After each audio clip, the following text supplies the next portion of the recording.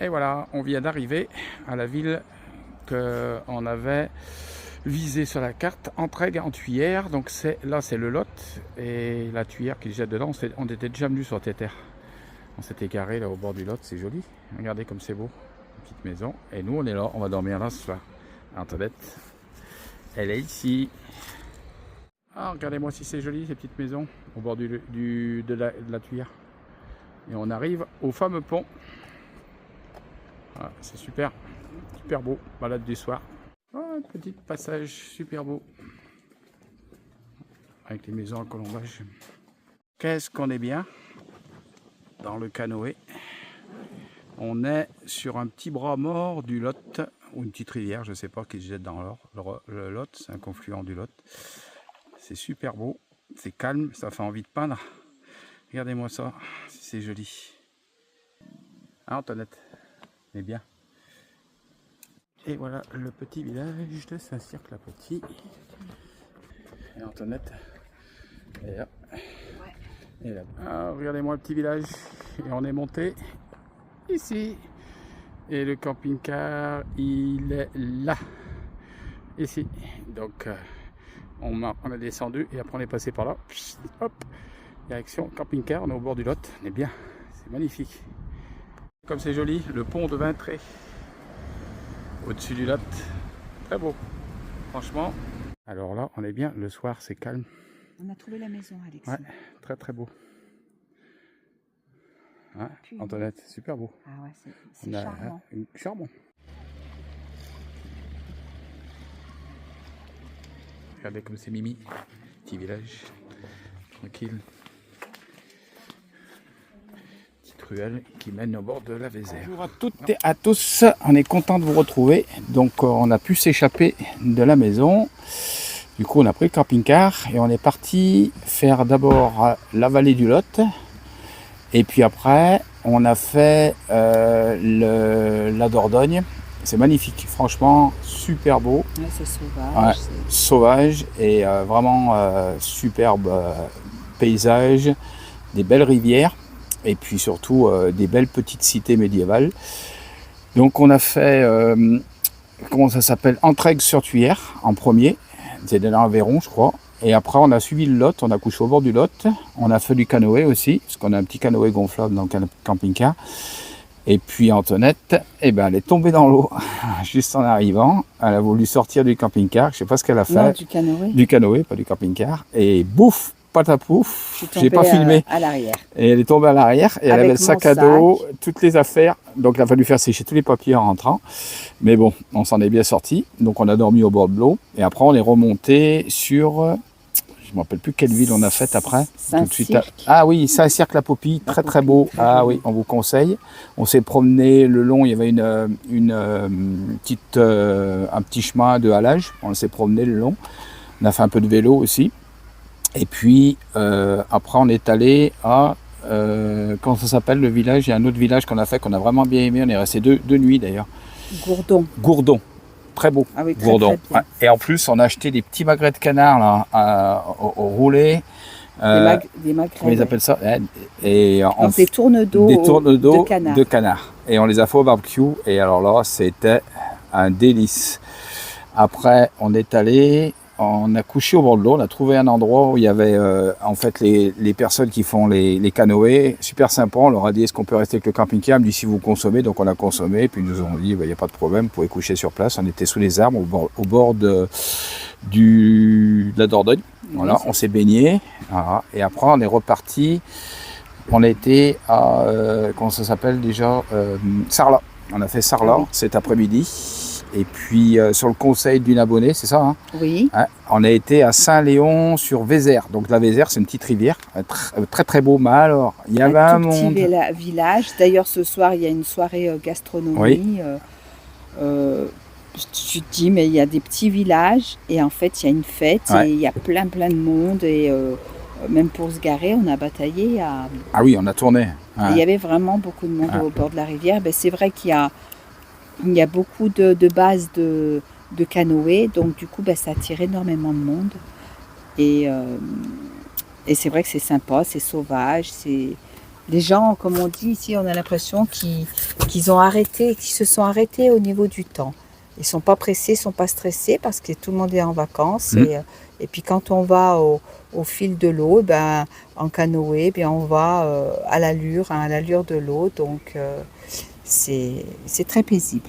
Ouais. Et puis ce qui est sympa, surtout, c'était un village d'artistes. Donc c'était vraiment chouette, Saint-Léon-sur-Vézère. Merci pour l'info.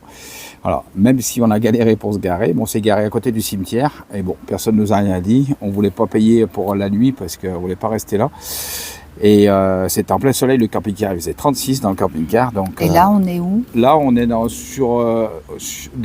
à côté des étangs. Il y a des étangs à côté. On va aller se promener. Et puis, on est dans un pré, on est bien. Alors, on est à l'ombre, on est super bien. Un peu parce qu'il y avait du bruit derrière. Il y avait un camping-car qui partait. Et donc, on est aux étangs de Tamini. Tamy. Ouais, Tamy, c'est à côté de Saint-Léon-sur-Vézère. Voilà. Et vraiment une région magnifique où on mange bien. On a acheté quelques produits locaux. Voilà, Sarlat, on a vraiment apprécié aussi. C'était très très très beau. Ouais. On a des beaux villages à visiter. Hier, on a fait Dôme aussi. On est allé à Dôme aussi. Vraiment très très joli aussi. C'est un petit village sur un petit promontoire. Et on a vraiment apprécié. On a passé le début d'après-midi là-bas. Et après, on a mangé vers 2h vers le camping-car. On a mis les petits tournes d'eau de canard. Et on s'est régalé. Voilà. Des nouvelles la semaine prochaine. On a réservé pour faire plaisir à nos petits-enfants. Enfin, les deux, parce que la petite, on ne peut pas l'emmener. On a 2 places dans le camping-car. Donc, 4 couchages, c'est compliqué. Donc, du coup, on va emmener les 2 grands et on les emmène dans un camping avec des toboggans, enfin plein de jeux aquatiques dans l'Ardèche, puisque c'est pas bien loin de chez nous. Et donc là, je pense qu'ils vont être ravis et super contents de pouvoir aller et être libre dans un camping. Ça leur fera 3-4 jours de vacances et donc ils vont bien s'amuser à mon avis. Et puis on va goûter des produits régionaux aussi en Ardèche. Voilà, c'est juste à côté de chez nous, l'Ardèche, enfin pas très loin, qu'on va dire à 120, 130, 140 km. Voilà. Donc c'est le camping des pommiers où on va, et c'est à Villeneuve-de-Berg. Voilà. Donc on a réservé, c'est assez cher, mais de l'autre côté, il y a les prestations qui vont avec. On sait qu'au moins pendant 3 jours, on restera sur le camping. Voilà. Et les enfants auront tout sur place. Voilà. Donc ils annoncent des grosses chaleurs. Donc on va emmener, je pense, on a un petit bloc clim que je mets dans le camping-car. Je pense qu'on l'emmènera pour enlever la chaleur le soir. Oui, puis c'est un grand camping, donc il y a tout ce qu'il faut là-bas. Au niveau petit resto, courses, donc voilà. Ouais. On avait fait un short hier aussi pour... on pensait qu'il y avait des gens ici dans le coin. Bon, on n'a pas eu de non, personnes. Les gens nous ont dit qu'on n'a pas eu beaucoup de commentaires. Des retours nous disant qu'ils n'étaient pas dans le coin, donc à part le conseil donc, de cette dame qui nous disait d'aller visiter Saint-Léon-sur-Vézère. Sur Vézère. Mais sinon, c'est vrai qu'on n'a pas eu d'abonnés. On pensait qu'il y aurait peut-être des abonnés, qu'on aurait pu les rencontrer. Comme Fiona, en fait, c'est ce qu'elle voulait faire aussi. Elle voulait acheter un fourgon et puis faire partir les abonnés. Avec les abonnés, donc pouvoir partir et aller rencontrer ses abonnés. Voilà. Mais bon, c'est comme ça. Donc on a dit, tiens, on a eu cette idée, on a dit, tiens, on va essayer de faire une demande. Comme on est ici, peut-être qu'il y aura des personnes. Donc la semaine prochaine, on sera à Villeneuve-de-Berg. Donc voilà, s'il y a des personnes en Ardèche, eh ben, on est content de vous rencontrer. Vous nous envoyez un message sur l'adresse mail xfrère, je la rappelle, @wanadoo.fr, sans accent, sans S. Et puis on sera content de vous rencontrer et puis de discuter avec vous. Voilà. Je sais que beaucoup souffrent et regardent la chaîne et sont malades ou traversent la maladie ou ont des parents qui sont malades ou le deuil. Voilà. Et ça, c'est pas simple, c'est sûr que c'est pas évident. Mais comme on le dit souvent, nous, ce qui nous fait tenir et ce qui nous a fait vivre malgré les souffrances de voir notre fille Fiona souffrir terriblement, c'est aussi d'avoir une espérance dans ce monde. On sait qu'on n'est pas ici et que c'est pas le fait d'être sur Terre et qu'il n'y a rien du tout après, mais on sait vraiment, en ayant fait cette rencontre avec Jésus-Christ, que Dieu existe. Et je voudrais donner un témoignage aussi parce qu'on s'est arrêté à Saint-Cirque-la-Popie. Et à Saint-Cirque-la-Popie, je suis rentré donc dans la salle de culte, donc à Saint-Cirque-la-Popie, et il y avait une dame qui était dans un coin, et j'ai senti vraiment à l'intérieur qu'il fallait que je lui parle. Et donc je me suis approché d'elle, et je lui ai donné une parole qui me sortait comme ça, c'était un psaume. Et elle s'appelle Philippine, donc elle va peut-être se connecter à la chaîne, j'espère. Elle nous regarde ce soir. Je te salue Philippine. Et c'est pas le hasard qu'on s'est rencontrés, parce que le hasard, c'est le nom derrière lequel Dieu se cache. Voilà. Donc je pense que c'était un signe de Dieu et que j'ai prié pour elle. Et c'est un signe de Dieu pour elle, pour dire que, regarde, tu vois, tu es dans un coin toute seule, tu me cherches, et j'ai envoyé quelqu'un pour te parler et te dire que j'étais vivant et qu'il fallait que tu me pries maintenant et que tu m'invoques et je te délivrerai au jour de ta détresse. Voilà. Du canoë, eh bien, un moment, on n'a pas mis l'aileron correctement. Si on a mis l'aileron correctement, sauf que le canoë étant dans ce sens-là, on a mis l'aileron ici et on a mis les sièges du côté de l'aileron. Et donc on part tous les deux, puis on commençait à tourner en rond. On dit, mais enfin, tu sais pas pagayer. Ben non, mais on a quand même l'habitude, c'est pas la première fois qu'on fait du canoë. Et du coup, on continue. Et en fait, on tournait en rond. Je dis, mais c'est pas possible, on continue de tourner en rond. Je dis, mais enfin bon, allez, toi tu rames d'un côté, toi tu rames de l'autre. On a dit, bon, allez, on a séparé les rames. On a dit, non, mais on sait quand même faire. Et le canoë continue à ramer. Alors vous avez dit, mais est-ce que j'ai bien mis l'aileron correctement?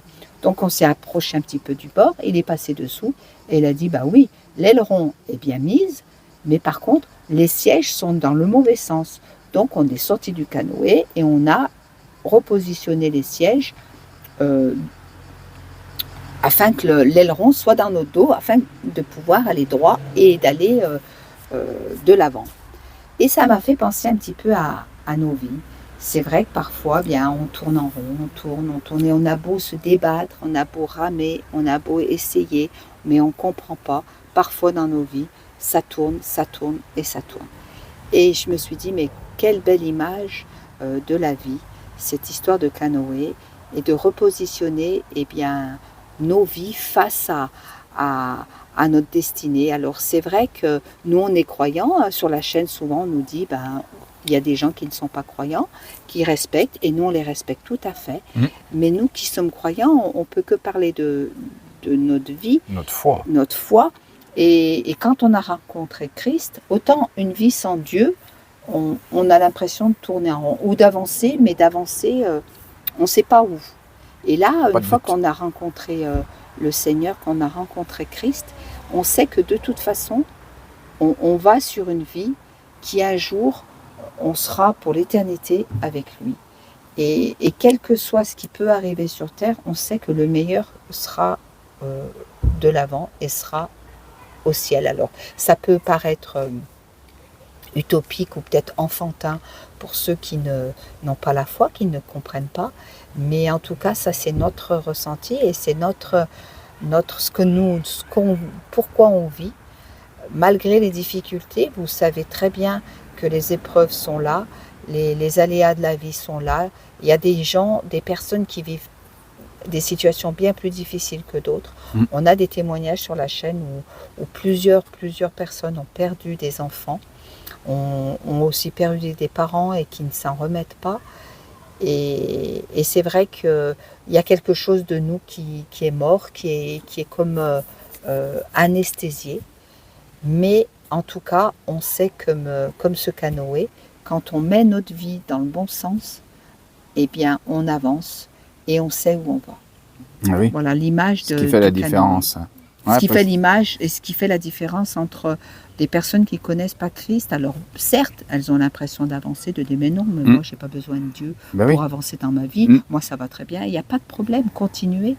Mais pour nous qui sommes croyants, et tous ceux qui sont sur la chaîne qui sont croyants, comprennent ce qu'on peut dire et comprennent le fait de suivre Dieu et d'avancer avec lui. Voilà. Et ça c'est super important. En fait, le but de la vie chrétienne, c'est d'être serviteur des uns des autres. Jésus, c'est ce qu'il a fait. Serviteur, ça ne veut pas dire esclave. Ah non. C'est le mot serviteur, c'est-à-dire de quelqu'un qui va édifier l'autre et de s'encourager les uns les autres. Ouais, faire grandir l'autre. C'est ça. C'est comme en fait quand vous mettez un peu de fumier, parce que le mot homme vient d'humus. Humus, c'est ce qui fait pousser la plante. Et ben en fait, c'est faire pousser l'autre, c'est faire grandir l'autre. Au lieu de se grandir nous, c'est ce que Jésus a fait. Il avait 12 disciples et il leur lavait les pieds, mais il les a aussi formés. Alors j'avais une anecdote là-dessus parce qu'en fait Pierre qui était pêcheur était un patron pêcheur et donc il avait certainement plusieurs bateaux et il pêchait dans des endroits où il y avait des eaux peu profondes avec des filets très particuliers et ces endroits étaient taxés donc par les Romains et donc il y avait Matthieu comme vous connaissez qui était le collecteur d'impôts. Donc imaginez Pierre et Matthieu qui arrivent et ils sont dans l'équipe de Jésus. Et que Matthieu, Pierre ne devait pas le regarder devait regarder dans un mauvais œil, les autres aussi, mais particulièrement Pierre, parce qu'il lui faisait payer les taxes. Donc imaginez comment Jésus a dû travailler. C'était un traître en fait vis-à-vis des Juifs. Et imaginez Jésus avec cette équipe de bras cassés un petit peu, et c'est à l'image de nous, parce que les 12 disciples sont aussi les 12, les 12 façons, 12 caractères qui pourraient un peu rassembler l'humanité. Voilà, ça sera un petit peu ça, quoi. Et donc Jésus a pris les 12, et les 12, vous voyez aujourd'hui combien il y a de milliards, peut-être presque on approche de milliards de chrétiens. Vraiment, quand je parle de chrétiens, c'est des gens qui se disent pas je suis de telle religion, c'est pas ça qui compte. C'est pas parce que tu vas à l'église que tu vas être sauvé. On est bien d'accord. L'église, c'est l'assemblée des saints, ceux qui sont mis en dehors de. Voilà. Donc ça n'a rien à voir avec un bâtiment. Et c'est pas parce que tu t'assembles avec d'autres personnes qui sont chrétiennes ou qui se disent chrétiennes que tu es sauvé. Ce qui compte, c'est d'avoir fait une repentance. Voilà, c'est ça qui compte. D'avoir rencontré le Christ. Et de comprendre que Dieu, ce n'est pas un Dieu de religion, mais c'est un Dieu de relation. Et que Dieu, au fur et à mesure dans notre vie, démêle des situations et démêle au niveau de la compréhension. C'est vrai, quand on rencontre Christ, on le connaît très peu, on le découvre, mais au fur et à mesure de notre vie, il démêle tout ce qui était erroné en nous, tout ce qu'on croyait, tout ce que la religion nous a inculqué, tous les préceptes, et souvent quand on parle avec des personnes, ils disent ça veut dire ça, la parole veut dire ça, ou alors on a l'habitude de faire ça de cette manière. On leur dit oui, mais ça c'est quoi? C'est de la religion. C'est la religion qui nous a inculqué. Et au fur et à mesure qu'on connaît le Seigneur, lui par sa parole, par le Logos, va démêler en nous tout ce qui était tordu et tout ce que nous ne comprenions pas. Et aujourd'hui, tout doucement, petit à petit, il fait son œuvre et il nous donne une connaissance de sa parole et une connaissance de qui est Dieu. Voilà. Alors l'autre jour, j'avais une petite anecdote parce que ça s'est passé à la maison et j'ai dit tiens, ça faut que je le raconte. En fait, ce qui s'est passé, c'est que on avait nos 3 petits enfants étaient un petit peu turbulents et on leur a dit est-ce que vous voulez aller dans le jacuzzi? Alors ils nous ont dit oui, on veut aller dans le jacuzzi. Donc on lui a mis ses brassards pour qu'il arrive rien et on les a mis dans le jacuzzi. Et nous, on discutait, et 1 heure passe, 2 heures, 3 heures, et on les entendait plus. Et moi, on les surveillait de temps en temps, mais on les entendait plus. Personne ne peut aller aux toilettes pendant 3 heures, parce que moi, je sais qu'1 heure de jacuzzi, je vais aux toilettes 2 fois. Voilà. Et là, ils nous disent non. Et donc, ils se mettent tous à rire. Tous à rire. J'ai dit, il y a un truc qui ne va pas. Et mon gendre me dit, prends les paillettes et vérifie dans l'eau, et ça va avec le révélateur, voir s'il n'y a pas d'urine. Et là, ils se mettent à se regarder, on voit les yeux et à rigoler. Et donc on leur pose la question, on leur dit est-ce que vous n'avez pas fait pipi dans le jacuzzi? Et l'une, elle dit moi qu'un petit peu. Et Emmanuel il dit moi ça a coulé un peu et après c'est sorti. Et donc on a su le fin mot de l'histoire. Et ça m'a fait penser à quelque chose. Parce que quand on va arriver au ciel et qu'il y aura le Seigneur, qu'est-ce qui va se passer? Il va sortir le révélateur, parce qu'il est la lumière, et toute chose sera mise à la lumière. Tout ce qui a été caché, tout ce que vous avez caché, devant le Seigneur, rien n'est caché. Et ça sera le révélateur, et ce révélateur nous donnera comment dire, c'est comme une lampe qui éclairera toutes les ténèbres, toutes les choses qu'on a cachées. Et devant le Seigneur, eh bien, il n'y aura rien de caché. Donc ça veut dire qu'il vaut mieux mettre notre vie en règle en étant sur cette terre avec Dieu, qu'après, ça sera trop tard. Voilà, une fois qu'on est mort, il est donné à l'homme de mourir une fois, et après vient son jugement. Donc ça veut dire qu'il vaut mieux être prêt comme Fiona, qui a donné son cœur au Seigneur en toute liberté. Elle l'a donné et on l'a baptisée et elle voulait s'engager à servir Dieu. Les choses se sont passées autrement et elle sert Dieu d'une façon différente dans le ciel. Comme elle avait reçu, et on le répète, elle avait reçu ce psaume, elle ne mourra pas, et on l'avait reçu, et elle proclamera les œuvres de l'Éternel. Et c'est là qu'on a compris qu'en fait, à travers la chaîne qu'elle avait faite, elle proclame maintenant les œuvres de l'Éternel. Et donc parce qu'on a repris la chaîne et qu'on essaye de poursuivre ce qu'elle aurait voulu faire, parce qu'elle nous avait toujours dit, moi, vous servez le Seigneur depuis un moment, mais moi, je n'ai pas servi encore. Voilà. Quand on parle de jugement, hein, ça peut faire peur, mais c'est un peu une parole difficile, mais c'est surtout pour ceux qui auront vécu une vie comme ils veulent. Pour eux-mêmes. Pour eux-mêmes, c'est-à-dire non, moi je vais pas faire cas de Dieu, moi Dieu n'existe pas, pour moi Dieu je ne veux pas en entendre parler, c'est les faibles qui croient en Dieu. Vous êtes libre, Dieu vous laisse complètement libre, mais il y aura une conséquence et il y aura un retour de comment on a vécu notre vie, avec Dieu ou sans Dieu, en prenant conscience qu'il y a un Dieu et en prenant conscience que notre vie elle est faite que pour nous. Et donc c'est ça, c'est surtout qu'on aura des conséquences à ce que nous on croit et à ce qu'on est dans la vie. Et celui qui aura marché avec Dieu, non pas seulement cru, mais marcher, c'est-à-dire chaque jour, marcher, avancer et mettre la foi en action. La foi en action, il y a 3 axes pour mettre la foi en action, c'est la parole, parler, écouter et agir. Et ça, c'est la foi complète. Et du coup, tous ceux qui auront marché, parce que quand on dit on marche avec Dieu, eh bien, on agit, on marche, c'est-à-dire tous les jours, eh bien, on est. Il n'y a pas que des œuvres, il n'y a pas que travailler pour Dieu, mais à être marcher, c'est être aussi avec Dieu. Et donc, du coup, il y aura une conséquence pour ceux qui sont avec Dieu, de comment on aura, de ce qu'on aura fait et de ce qu'on n'aura pas fait. Ouais. Mais c'est pas le père fouettard qui va être là, qui va nous juger, qui va nous taper sur la tête. Et souvent, on montre un Dieu méchant, dur et méchant, mais non, Dieu est plein de compassion. Et Dieu viendra vous chercher, viendra nous chercher, et il est venu nous chercher.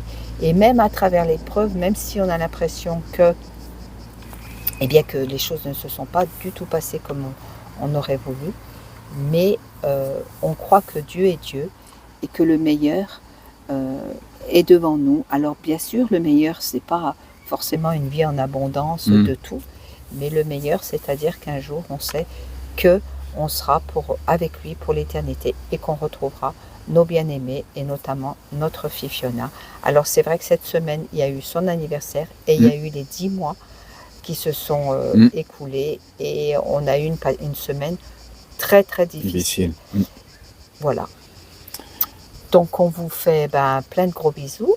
On vous dit bien bientôt. C'est vrai, merci encore d'avoir regardé cette vidéo.